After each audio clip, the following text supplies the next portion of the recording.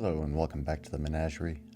Today's monster is another example from Canada of a vile danger to the public, potentially being let out of his cage too soon. Too soon being before the end of his natural life. David Ennis, formerly David Shearing, destroyed 3 generations of a single family in an obscene act of violence. In 1982, then 26-year-old David Shearing approached a family camping near the Wells Gray Provincial Park. The 6 people there were Bob and Jackie Johnson, their 2 daughters, Janet 13 and Karen 11, and Jackie's parents, George and Edith Bentley. Shearing murdered all of the adults in the family with a .22 caliber rifle. He then kidnapped the 2 children. Janet and Karen were kept for a week by this monster. He admitted to abusing 13-year-old Janet, but due to the conditions of the bodies when they were recovered, it is unknown whether or not Karen was abused as well. The 2 children were then brought to the vehicle the rest of the family was entombed in, and then executed with the same rifle used to kill the rest of the family. The vehicle was then incinerated by Shearing, with all 6 bodies inside.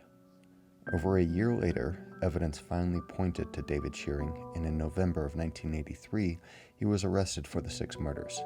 In 1984, he pled guilty to all 6 murders and was sentenced.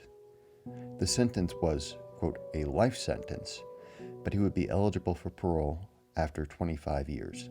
This, surprisingly, was the maximum sentence he was eligible to receive. Because of this lax sentencing, in 2008, 2012, 2014, and 2021, he has applied for parole. Thanks to the efforts of the surviving family members and public outcry, he is still in prison. In his 2021 parole hearing, Shearing, now David Ennis, described his motivations for murdering this entire family. Quote, I saw them as just a means to an end. I saw the 4 adults basically as being in the way of what I wanted at the time.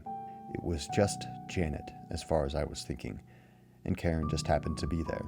In other words, he murdered this entire family so that he could kidnap and abuse a 13-year-old girl. In spite of his incarceration, he was married to Heather Ennis in 1995. Thus, his name has been changed to David Ennis. We can only hope that the efforts of the surviving members of the Johnson and Bentley families and the wider public keep this monster in his cage until the end of his life. That's it for today's monster. Thank you for listening. Feel free to subscribe if you'd like to see more characters out of the Menagerie, and I will see you all next time.